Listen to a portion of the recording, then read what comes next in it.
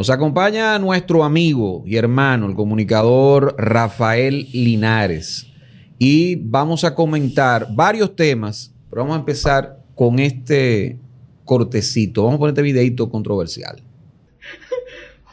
Juan Ángel Peña, me dejaste, me pusiste de garantía por 100 kilos de aquí en México y ahora te le desapareció con su dinero a esta gente. Y yo vine aquí en garantía por ti porque tú me dijiste que me fuera, que solamente era para que yo estuviera ahí, que no era nada. Y ahora tú te le desapareciste con la cantidad de 100 kilos y no aparece. Donde tú y yo somos amigos desde pequeño. Conozco a tu esposa, a Cristal García. Conozco a toda tu familia, tú y yo hemos estado en este camino hace tiempo y vengo yo de garantía para acá y mira ahora cómo estoy. Tú tienes que aparecer, tienes que salvarme la vida, esta gente me va a... Tú me dijiste a mí que el coronel trabajaba contigo, el de la Victoria. Y ahora nadie aparece. El coronel fue que dijo que no había problema, que me fuera. Él fue que me consiguió el pasaporte y la visa para llegar aquí a México. Y ahora me han dejado en garantía. Y yo no estoy. ¿Coronel qué? El coronel Peña. Coronel Peña. Coronel, usted sabe muy bien que usted me habló conmigo y me dijo, tranquilo, mijo, que todo va a estar bien. Es solamente para que tú estés allá con ellos y estés mirando las cosas, no te va a pasar nada. Y ahora me han dejado aquí solo. Tú sabes que Cristal anda de candidata por la presidencia y ahora nadie aparece por mí. Bueno, hermano, ¿cómo vamos? Excelentemente bien, con la gloria y la honra del Señor Jesucristo. Y dándole las gracias a cada uno de ustedes por invitarme a este programa. Gracias, bienvenido. Perfecto. ¿Qué vemos ahí? Esto parece sacado de una película de terror. Mira, lo más preocupante de video como este y de esta situación es que la autoridad no le haya dicho al país si esto es falso, si se trata de una comedia, si se trata de un experimento social. Y entonces eso mueve a una serie de conjeturas que todo el mundo se la hace. Una persona está diciendo que otra lo dejó como garantía para que le dieran 100 kilos de cocaína y menciona un coronel. Y menciona el lugar donde está el coronel. Entonces, ni la policía, ni el ejército, ni ninguna autoridad dice, nosotros estamos evaluando este video que está rodando en las redes sociales, porque aquí hay un grave problema en la autoridad de restarle mérito a lo que se expresa en las redes sociales. Y guardando distancia con el pensamiento político y filosófico de Vladimir Lenin, pero decía en una de sus argumentaciones que no importa la forma de comunicar, siempre y cuando tú tengas una vía donde el pueblo escuche y vea ese mensaje a través de esa vía de comunicación. No importa que tú te pares en la azotea de tu casa a comunicar, no importa que tú te pares en una red, no importa que tú te pares en un programa de televisión, en un medio tradicional. Lo importante es la vía de comunicación. Lógico, aquí en este país sabemos quién tiene mérito y quién no tiene mérito para enviar un mensaje. Entonces, basado en esta creencia que tiene la autoridad dominicana, de que muy poca cosa de las redes sociales sirven, pero vamos a ver qué cosas de los medios tradicionales sirven.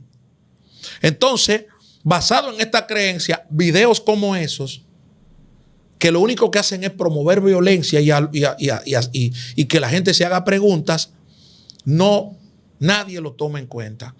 Pero si nosotros en esta mesa tomamos en cuenta lo que se expresa en el video, estamos hablando de que una persona en República Dominicana contactó a una célula de un cártel mexicano, no colombiano, sino mexicano, y esa persona logró establecer una negociación. Mira, entrégame 100 kilos y yo te entrego a esta persona como garante. Todavía eso es más grave. Pero claro. Todavía eso es más grave, porque entonces eso dice que eso me da la razón a mí cuando digo la lucha contra el narcotráfico no es solamente que la DNCD esté como el gato y el ratón, porque la DNCD tiene montado un nivel de inteligencia macro, pero si las instituciones que están al lado de ella no le ayudan, no hay forma de que la DNCD haga el trabajo. Puede agarrar 2, 3, 10, 20 toneladas mensual, pero no habrá lucha contra las drogas. Porque mira aquí el caso. Entonces, lo más preocupante es que la autoridad dominicana no exprese su preocupación por cosas como esta. Y ese video que yo lo colgué en mi cuenta de tweet, ya cuando yo lo colgué en mi cuenta de tweet, a todos en los mensajes de WhatsApp aparecía como reenviado muchas veces. Sí. Reenviado muchas veces porque la gente... Entonces, un mensaje así, ¿tú crees que, por ejemplo, el querido amigo director de la Policía Nacional no lo tiene? Pues claro, lo tenemos nosotros inmediatamente. El director del DNI, claro. La propia DNCD. O sea, ¿y a quién le corresponde? Al vocero de la Policía Nacional.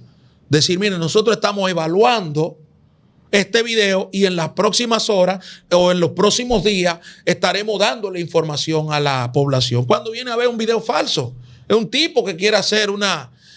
pero menciona ahí un nombre, menciona a una persona y menciona a un coronel. Y una institución. Y una institución. Es decir, que ya está involucrando a 3 fuentes que te pueden aclarar el caso. Entonces yo digo, pero ¿y qué es lo que está pasando aquí? Que ni la policía ni nadie habla respecto al tema. Entonces es muy preocupante, porque si eso es verdad, entonces tenemos que cerrar el país. Pero definitivamente. Tenemos que cerrar el país porque si estamos a la altura de que, de que se puede llevar una persona a México o a Colombia y ponerlo como garantía y que esa persona como garantía aquí se entregue. Mire, fulano le va a entregar a usted tantos kilos de cocaína ya. Entonces es una cosa que hay que cerrar este país y dejárselo a los indios. Venga un grupo de indios y dirija esto porque ¿y qué tenemos nosotros como país? Eso me acuerda del video ese también que salió se veía una persona más o menos mayor en una yola y que sí, lo tiraron sí, al mar para que se ahogara. Bueno, todavía eso nadie sabe lo que fue que pasó allí. Eso fue también en las redes que salió. Que fue en las redes también. Nadie dijo nada. Nadie dijo nada, nadie se expresó sobre eso. ¿Qué es lo más preocupante? Porque cuando la autoridad no le presta atención a ese tipo de casos. Por ejemplo, según mis investigaciones que yo tengo de ese caso que tú mencionas, según mis fuentes, eso no fue aquí. Pero yo quiero que la autoridad lo diga. Que lo desmientan. Porque yo no soy autoridad pública. Claro. Yo soy un abogado, comunicador que expresa diariamente lo que piensa. Ustedes también. Entonces, la autoridad tiene que decir, mire, nosotros estamos evaluando esto. Mire, esto es mentira. Esto es así, esto es aquí. Porque, mira qué pasa. En República Dominicana se le ha temido mucho al tema del narcotráfico, a tratar el tema por la complejidad. Ustedes nunca me van a ver a mí particularizando el tema de que no. Yo hablo de la responsabilidad del Estado y cuando hay que particularizar, se particulariza, pero ya con el respaldo de una decisión de la autoridad. Que yo la cuestione, sí, ya eso es una cosa, pero yo no soy autoridad pública para yo estar denunciando un flagelo como ese que tiene tantas complicidades. Recuerden ustedes las 9.8 toneladas de cocaína, o las 10 toneladas de cocaína, o las 15 toneladas de cocaína. Yo digo que son 15 por las fuentes que tengo. Que fue un cargamento indeseado. Una incautación indeseada. Indeseada, tú le puedes criticar lo que tú quieras a la DNCD, pero la DNCD incautó la droga. Por un tiroteo que se armó en el puerto multimodal Caucedo, porque ese puerto está en manos de figuras emblemáticas del narcotráfico. Explica eso del tiroteo, por favor. Bueno, había una negociación, se hizo una negociación para cargar esa droga, sin la presencia, sin la participación de algunos grupos. Esos grupos que no tenían participación, se armó una discusión Y se produjo un tiroteo y por eso es que dan el pitazo y ya no había nada que hacer y por eso es que ocupan la droga. O sea, que entre ellos mismos dañaron. Entre ellos mismos dañaron esa operación de 10 toneladas de cocaína. El diablo. O de 15 toneladas de cocaína. Entonces, cuando la DNCD viene y ocupa, resulta que es una ocupación indeseada. El primer cargamento más grande de la historia, bien por la DNCD, porque ocupó la droga, ¿eh? Pero se cae por tierra la tesis de que ellos venían dando, que era una operación que ellos venían dándole seguimiento. No, pero eso es prima fase, porque recuérdate que si ya te dan un pitazo, mire, nosotros creemos que hay un movimiento raro por ahí, que algo está pasando, ya le vienen dando seguimiento a algo. Okay. Entonces ya hay una teoría creíble hasta el momento de la incautación. Ahora, cuando en el momento de la incautación se te dice que viene de Guatemala, que viene de esto, que viene de aquello, uno se pregunta. Entonces ahí viene lo que con lo que inicié esta segunda parte. El conocimiento geográfico, técnico y el abordaje del tema del narcotráfico, que muy poca gente tiene la capacidad. No lo estoy diciendo por términos de vanagloriarme ni nada de eso, sino que es que tú lo estudias, o sea, lo has estudiado. O sea, mira, claro. Robert Kirk escribe un libro que se llama Más terrible que la muerte. Y da gusto leer ese libro, yo se lo recomiendo. Porque ella parte de un hecho histórico que es el asesinato de Jorge Eliezer Gaitán Ayala. Y incluso habla de que Gaitán fue liberal. O sea, Gaitán pertenecía al Partido Liberal. Exactamente. Y en el año 46, él, producto de una situación interna, se divide, se queda con una gran parte de esa operatividad del Partido Liberal. Y ya en el 48 viene un fanático, entre comillas, y lo mata.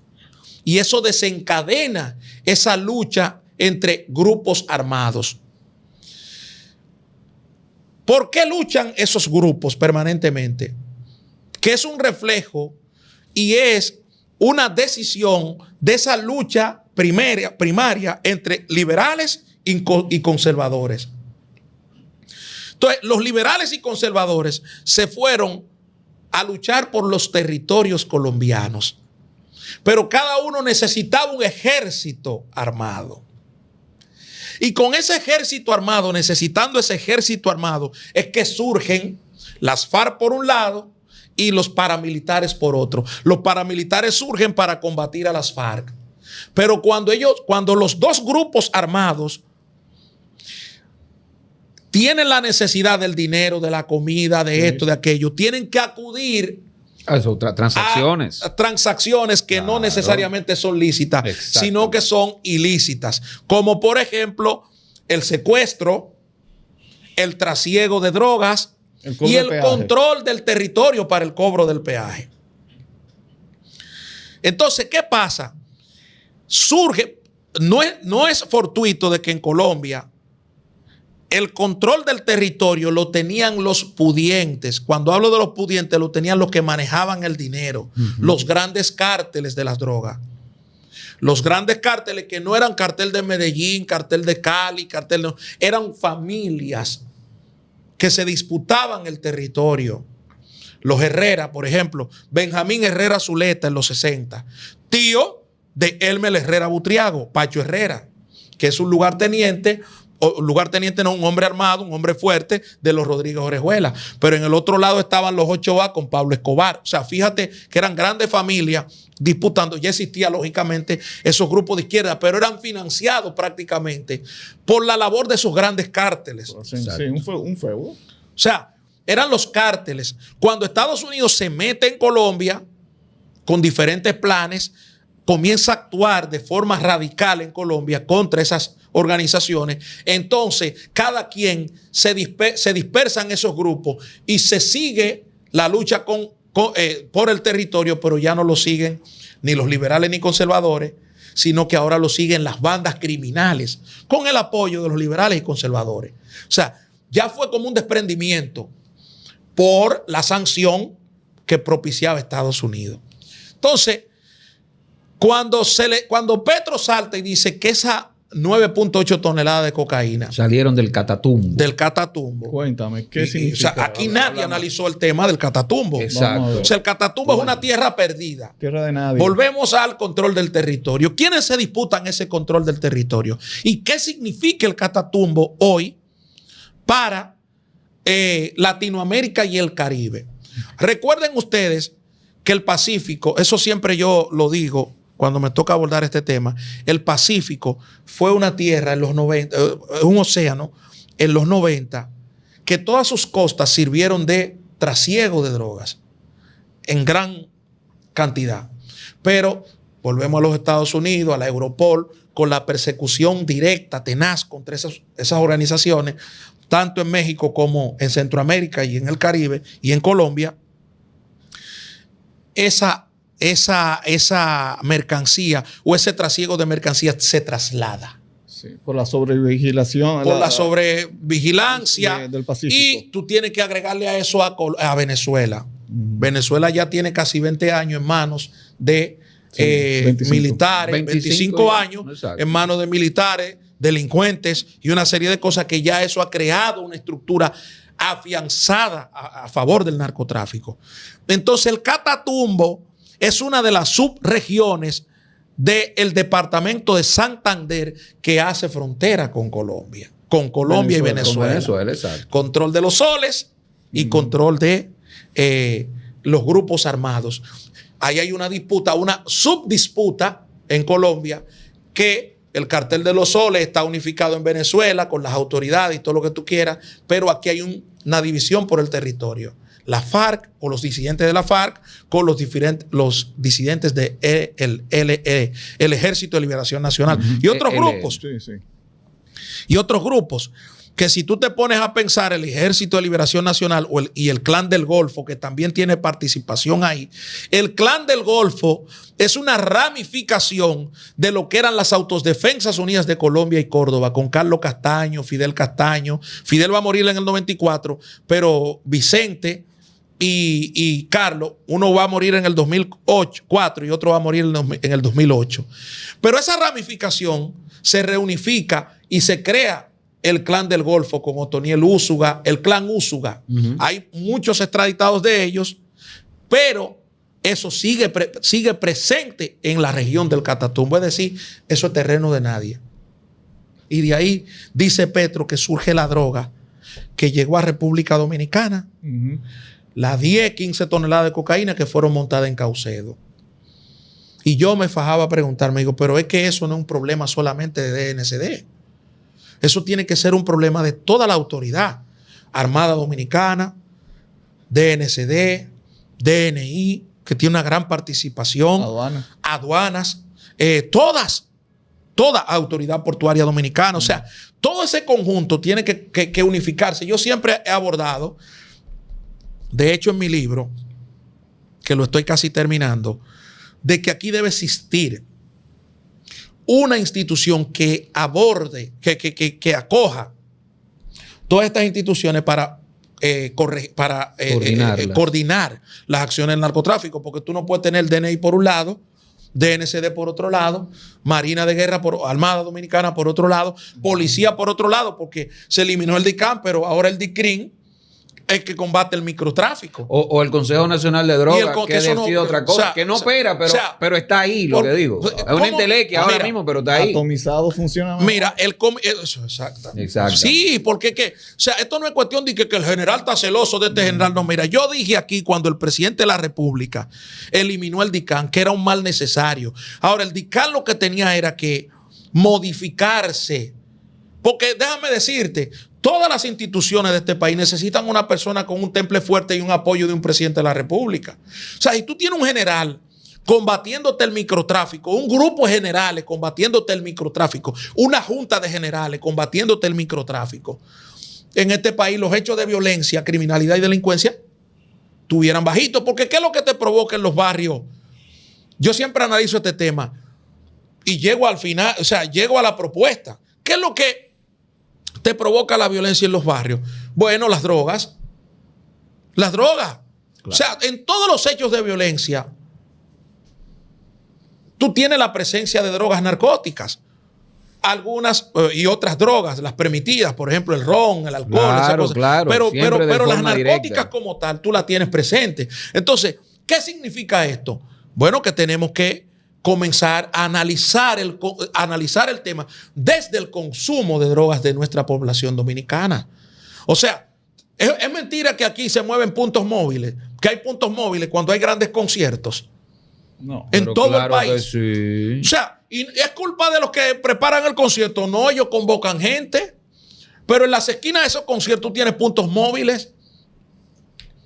Es mentira lo que está pasando hoy en día. Entonces, todo esto te provoca una reacción negativa para la República Dominicana. Y finalmente, eso trae como consecuencia que tengamos hoy el país envuelto en llamas, en que, por ejemplo, lugares como Yamasá, lugares como Santo Domingo Norte, que eran lugares que se hacían en Yamasá hace 20 años. Nada, mi Se hermano. sembraba yuca, Chilling, tranquilo. se producía queso, se producía leche. De hecho, las grandes empresas de venta de leche y esas cosas, en Monteplata, Yamasá, Santo Domingo Norte, todo eso por ahí. Por ahí es que se trasladan a comprar su leche. ¿Por qué? Porque ahí hay una gran presencia de ganaderos. Pero ahora no, ahora hay una banda dirigida por un tal Tutueco, que si yo quién, que si yo cuánto, que esa banda tiene eso sobre eso. ¿Tú sabes por qué? Porque ahí está la presencia del narcotráfico, del microtráfico.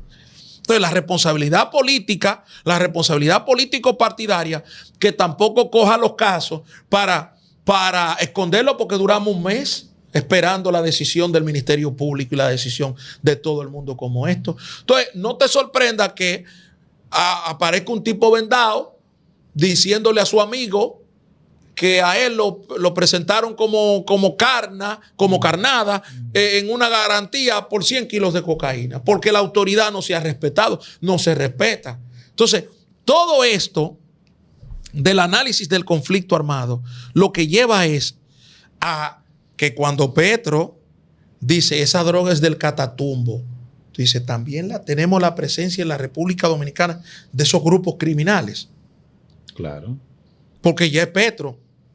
Y todo indica que lo que dijo Petro, que yo no creo en gran parte lo que diga Petro, porque Petro es un bandido. Petro nunca debió ser presidente de Colombia, porque Petro viene de los grupos de narcotráfico en Colombia. Petro viene de esos grupos de izquierda socialistas que promovían el narcotráfico.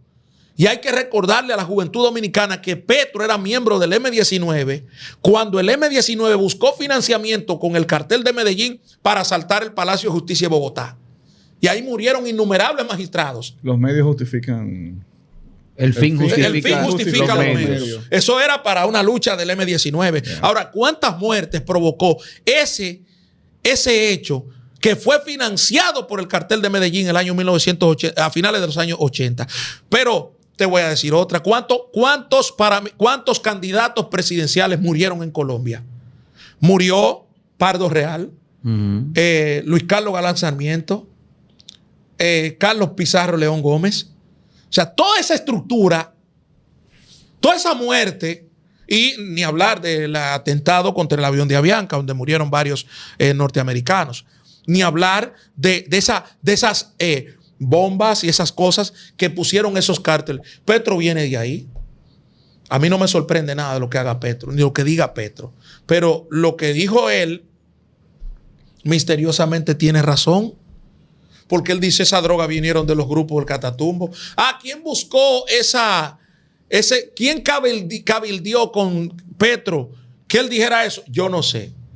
Ahora, si eso es 100% real, entonces tenemos que revisar la República Dominicana, porque aquí tenemos presencia ampliamente de esos grupos de narcotraficantes que son sumamente la cosa peligrosos. más grave. Óyeme, Rafael, yo quiero volver un poquito a algo que a mí como que me hizo ruido. Tú hablabas de que la seguridad del puerto multimodal Caucedo está en manos de, pero yo digo, pero el puerto multimodal Caucedo es el principal puerto de República Dominicana, y que uno sepa, la propiedad del puerto multimodal Caucedo obedece a empresarios. Sí, a empresarios y por eso yo muy, le pedí, muy poderosos del por eso país. yo le pedí hace unos ¿Cómo meses. que está en manos de quién? Hace unos días yo le pedí a los empresarios de este país, que son los que generan riqueza, que tenían que mostrar su preocupación por lo que estaba pasando en el puerto. Mira, el puerto multimodal Caucedo es el principal del país. Por tanto, los narcotraficantes siempre van a tener presencia ahí. Igual que el puerto de Buenaventura, en el Caribe colombiano también. O sea, los narcotraficantes van a buscar dónde poner su mercancía junto con la lícita para llegar a su destino final. Porque, por ejemplo, ¿qué estaban haciendo los narcotraficantes en el puerto multimodal Caucedo para que esa mercancía llegara a Bruselas? O trasladándolo del contenedor que llegó, o sea, que fue cargado en la República Dominicana, infectando el que iba para Bruselas. O sea, ¿qué estaban aprovechando eso? La ruta lícita de los guineos, de los bananos, que se iba a... Exacto, para allá. Para allá, Bruselas. para Bruselas. Entonces, ¿qué estaba aprovechando el narcotráfico? La ruta lícita. La ruta lícita, que es la única vía por la cual el narcotráfico puede infectarla y hacer llegar su producto. Entonces, cuando yo le decía al empresariado dominicano que mostrara su preocupación, era precisamente por eso. Porque el empresario dominicano produce para exportar sus productos. O sea, aquí hay una presencia alta y amplia de empresarios ganaderos y porcicultores, agropecuarios, que colocan su producto lícito y que viven bien y que gozan bien, porque el que vende aguacate al exterior no necesita vender drogas. Claro que no. O sea, el que logra llevar 10, 15 contenedores al mes, 2, 3 contenedores, 5 contenedores cada 15 días, no necesita, o el que vende plátanos o coco, por ejemplo, no necesita eso. Ahora, el narcotraficante que utiliza esa ruta comercial lícita, ese empresario tiene que desligarse obligatoriamente de eso o tiene que mostrar su preocupación, porque lo que está ocurriendo es que ahora está infectado el puerto más importante de la República Dominicana con ese trasiego de drogas. Y sus propietarios, que no son siquiera esos productores, porque están hablando de esos empresarios, sí, pero los empresarios grandes son los primeros que tienen que mostrar su preocupación. Y esto no quiere decir que ellos no tengan una preocupación, sino que la externen. Que la manifiesten. Que la manifiesten, porque ellos no son narcotraficantes. Claro. Ellos no son grandes Tienen que mostrar esa preocupación. Mira, los empresarios dominicanos que montaron la estructura para poder operar el puerto multimodal Caucedo, yo pudiera decir que son héroes, porque son los primeros o los principales que han mostrado su interés en que República Dominicana se coloque en el corazón del mundo para traficar para que transite toda su mercancía, no para que trafiquen, no para que grupos de narcotraficantes. Eso es lo que está pasando. Y lo que está pasando es lo contrario. Que quizás es menor cuantía. Quizás es menor cuantía. Pero ya estamos hablando de casos mayores, como 10 toneladas de cocaína. O sea, mira, es imposible hoy en día, oye lo que te voy a decir, es imposible hoy en día que DNCD, que la propia autoridad ocupe el 100% del cargamento de droga que se mueve desde Caucedo, de cualquier puerto de República Dominicana, hacia el mundo. Porque lo plantean los mismos organismos internacionales. Claro. Por ejemplo, Salvatore Guarino, que fue un ex agente de la DEA, plantea un estudio, en un escrito que hace, que le invito a muchos a leer. Salvatore Guarino, un gran intelectual en el tema, dice que por cada cargamento que se ocupa, los narcotraficantes van 2 o 3 pasos adelante. Entonces, es imposible, porque ellos incluso hasta ceden cuotas de mercancía para poder coronar la otra. O sea, que todo el mundo quede bien, autoridades. Exacto. Entonces, ¿qué pasa? Esa no es la discusión. Ya la discusión es que en un puerto importante de la República Dominicana se cargaron 10 toneladas, lo nunca visto. Porque no estamos hablando, por ejemplo, en Ecuador. En Ecuador recientemente un grupo narcotraficante cargó 13 toneladas. Que Ecuador es uno de los países donde más decomiso hay. 13 toneladas que iban a España. Y Ecuador, tranquilito, dejó que montaran sus 13 toneladas y le pitó a España. Y España agradeció la lucha contra el narcotráfico que tiene Ecuador. Pero, ¿qué pasa en Ecuador? Que en Ecuador también está la presencia de organismos internacionales como la DEA, el FBI, la Europol, en una coordinación de esa lucha contra la droga. Que aquí hay mucha gente hablando disparate, y que Estados Unidos es que se consume más droga que esto y que lo otro.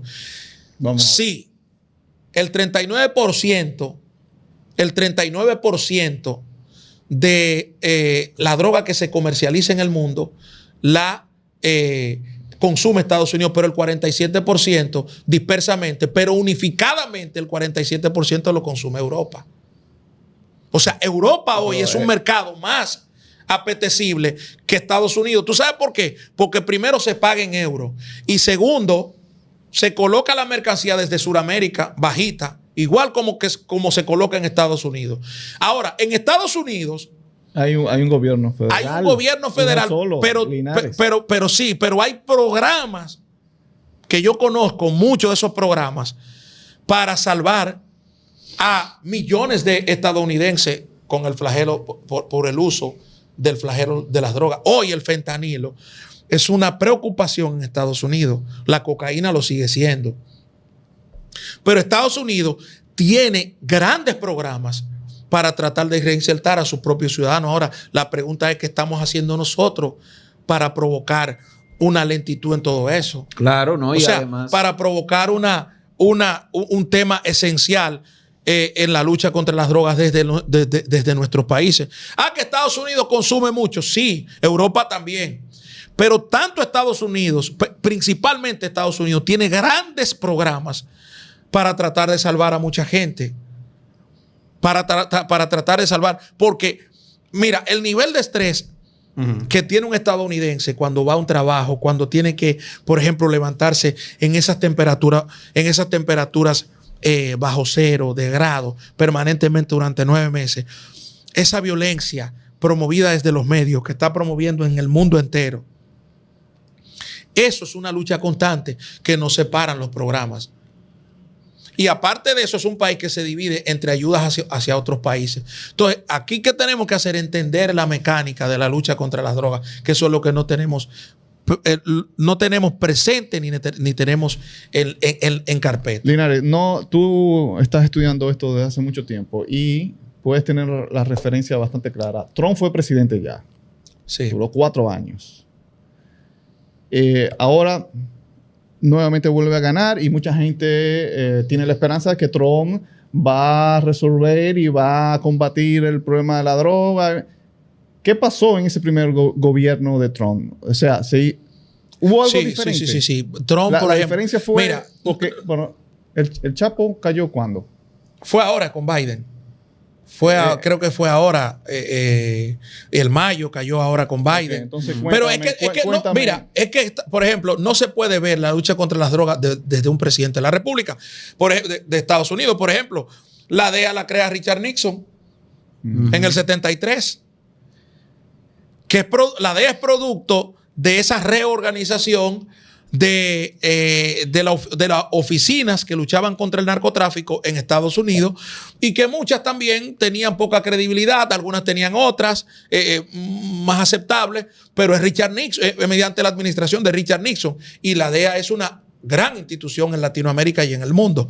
Ahora, yo no lo veo por ahí, yo lo veo desde las políticas de reducción, por ejemplo, de reducción de la siembra de la hoja de coca en los países suramericanos, en los países andinos, y de esa proporción, de esa disponibilidad de los precursores químicos. O sea, eso en el primer gobierno de Trump, eso no, se notó. Yo me voy a los otros gobiernos. Gobierno de Bush, gobierno de Obama, siguiendo la política igual, Trump. Biden sigue lo mismo, pero tú tienes, por ejemplo, en el gobierno de Obama, en el gobierno de Bush, en los países latinoamericanos y del Caribe, se comienza a implementar unas políticas de desarrollo de las instituciones, apertura a esos programas informáticos que las instituciones no tenían. Todavía en ese proceso se combatía apuntando en un papel, en una mascota, en unas cosas. Y Estados Unidos promovió que cada país tuviera sistemas informáticos ya adecuados, actualizados. En el gobierno, por ejemplo, de Hipólito Mejía, con la coordinación, por ejemplo, con el gobierno de Bush. Luego entonces pasa ese gobierno de Obama, que comienza a promover la reducción de la siembra de la hoja de coca. Tú tienes un ejemplo en Colombia, Juan Manuel Santos, durante 8 años. El gobierno de Bush, por ejemplo, con Uribe, guardando la distancia con Uribe, pero tú tienes una reducción en Sudamérica de la siembra de la hoja de coca como tal. Y luego entonces viene Trump, que sigue la política antidrogas y sigue los programas de promoción y los programas de reordenamiento y reforzamiento a los países para que pudieran combatir el tema contra las drogas. ¿Qué ocurrió? Recuerden ustedes que en el gobierno de Trump ocurrió algo que no estaba previsto, la pandemia. Todo eso se fue, todos esos programas tuvieron, aparte de que a Estados Unidos le golpeó directamente la pandemia con el asunto de muertes.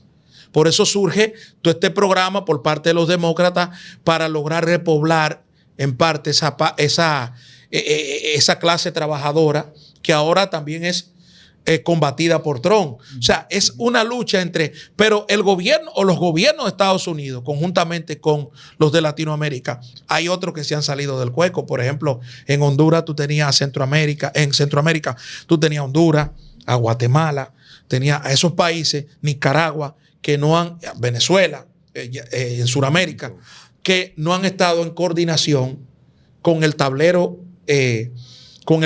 primario de esa lucha contra las drogas, promovida tanto por Europa como también por los Estados Unidos. Bien. Bueno, Rafael Linares ha estado con nosotros. Recuerden que esta es La Quinta Pata. José Maracayo, Edwin Cruz. Suscríbete, comenta, dale a me gusta, comparte, por supuesto. Estamos en el canal 503 de WIN TVO para el Gran Santo Domingo, Siembra TV, de 1 a 2 de la tarde, de 9 a 10 de la noche la retransmisión, también en el este del país, a través de la señal de Telecable Nacional en Higüey y en Santiago y en el Cibao Central, a través de las principales empresas de cable de la zona.